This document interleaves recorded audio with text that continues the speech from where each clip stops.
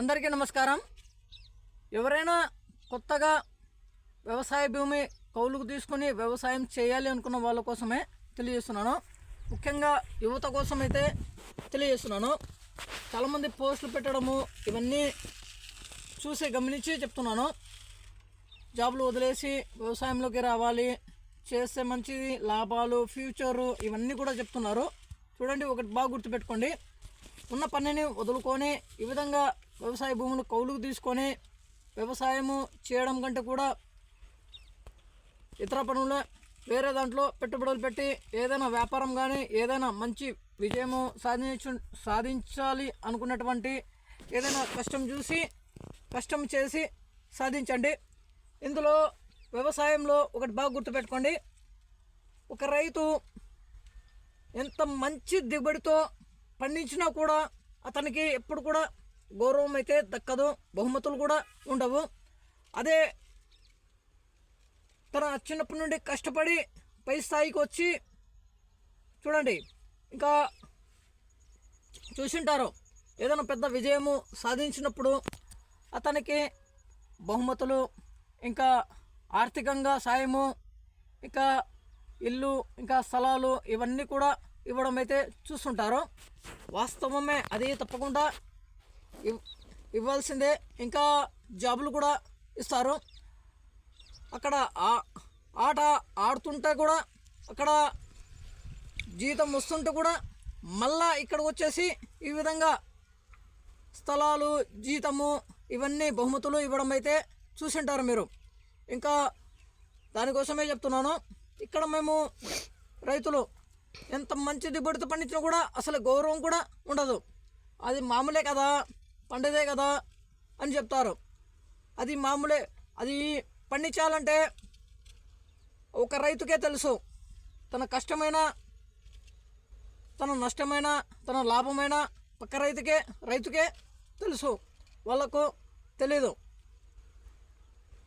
ఇప్పుడు 7 నెలల వయసు పసుపు పంట చూడండి. ఇప్పుడు మీకు ఇక్కడ చూపిస్తాను. మంచి దిగుబడి అయితే పండుతుంది. దీనికి చేయాల్సినవన్నీ చేశాము. విత్తనము వేసినప్పటి నుండి ఎప్పుడు ఏ రకంగా నీళ్ళు ఇవ్వాలి, ఎటువంటి ఎరువులు వేయాలి, ఎటువంటి మందులు పిచికారీ చేయాలి అన్నీ తెలుసుకొని అన్నీ మనకున్న అనుభవంతో కూడా చేసి ఇప్పుడు మంచి దిగుబడి అయితే పండిస్తున్నాం. చూడండి, ఇంత మంచి దిగుబడితో పండించినా కూడా ఏమీ గౌరవం ఉండదు, ఏమీ బహుమతులు ఉండవు, ఏమీ అసలు తనకు సన్మానం కూడా చేయరు. ఒక శాలువ కప్పి ఈ విధంగా ఇంకా ఇప్పుడు జిమ్ సెంటర్లు వెళ్తారు, ఈ విధంగా పోటీలు పెడతారు. మండలం గురించి మండలం పోటీ, ఇంకా జిల్లా పోటీ, ఈ విధంగా క్రీడలు పెట్టి బహుమతులు అయితే ఇస్తుంటారు. కానీ వ్యవసాయంలో అయితే అలా ఉండవు. అందుకనేసి మీకు చెప్తున్నాను. ఇప్పుడు మీకు చూపిస్తాను రండి. చేసిన కష్టం మొత్తము అంటే కష్టము ఏ విధంగా పడ్డామో, ఇప్పుడు ఏ విధంగా దిగుబడి అయితే వస్తుందో మీకు చూపిస్తాను. చూడండి పసుపు ఈ విధంగా పిలకలు ఉంటేనే మంచి దిగుబడితో పండుతుందని అనుకోవచ్చు మనము పసుపు.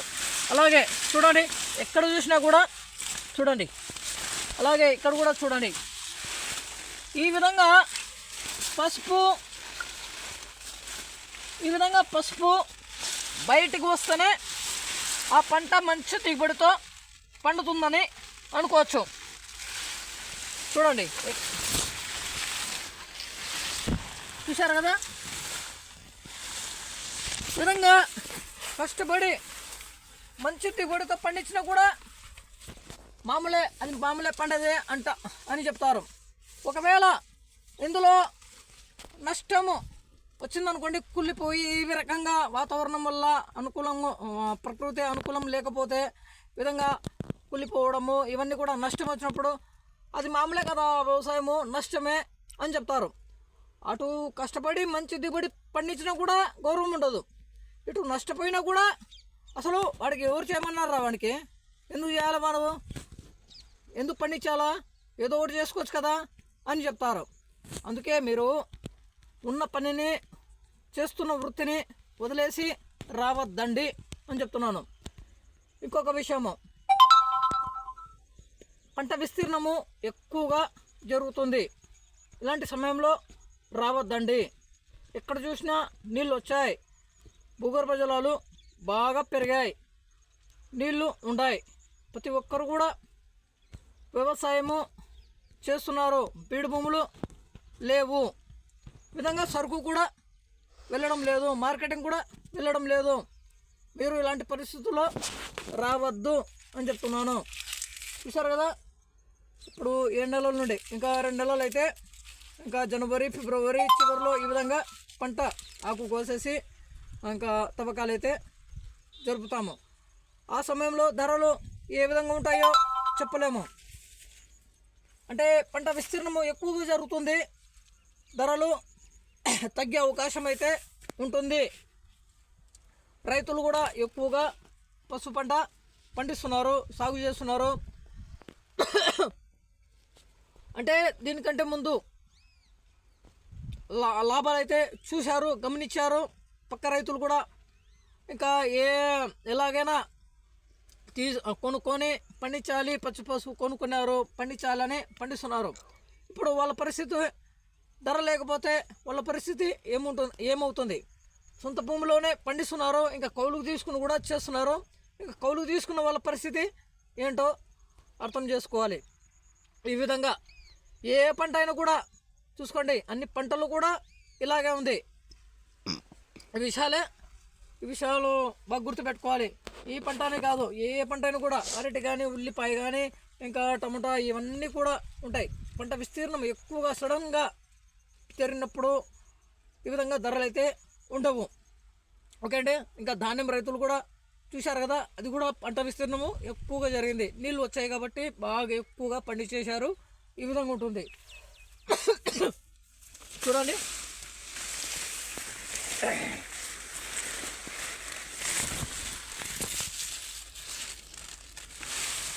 ముఖ్యంగా పసుపు పంట నాకు తెలిసి డ్రిప్ సిస్టమ్ ద్వారా, డ్రిప్ పైప్ లైన్లు వేసి డ్రిప్ సిస్టమ్ వేపించుకొని పసుపు పంట పండిస్తేనే మంచి దిగుబడి అయితే పండుతుంది. ఇక నీళ్ళు ఈ విధంగా సాళ్ళలో నీళ్లు పెట్టేసి నీళ్లు కట్టి పండించడం, అలా కూడా పండించాము. అలా పండించడం కంటే కూడా ఈ డ్రిప్ సిస్టమ్ ద్వారా పండిస్తుంటే మంచి దిగుబడి అయితే పండుతుంది. ఇంకా నీళ్ళు కూడా నిలబడే అవకాశాలు తక్కువ. ఈ విధంగా ఎంత దానికి సరిపడా చూసుకొని కట్టుకోవచ్చు. ఇంకా నీళ్ళు కడితే చాలా కష్టంగా ఉంటుంది. దీనికైతే డ్రిప్ సిస్టమ్ ద్వారా అయితే కష్టం అయితే చాలా అంటే చాలా తగ్గుతుంది.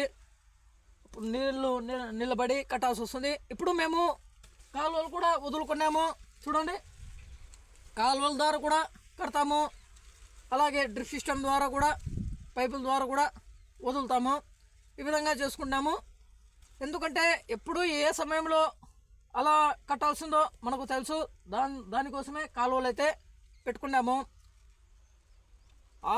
ఈ విధంగా మొదట్లో, ఇప్పుడు చివరిలో ఈ విధంగా పంట మొదట్లో కాలువల ద్వారా నీళ్ళు అందిస్తాము.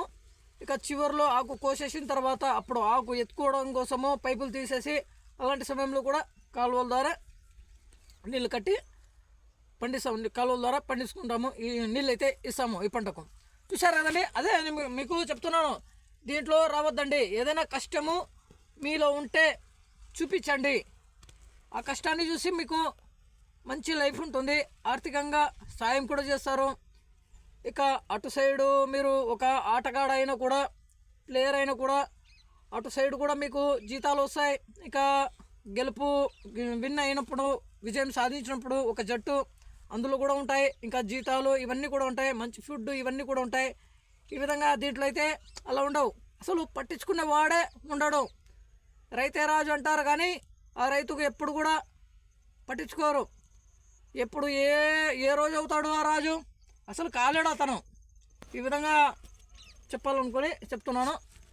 ఓకే అండి, చేస్తున్న వృత్తిని వదిలి రావద్దు అని చెప్తున్నాను. ఓకే అండి, బాయ్.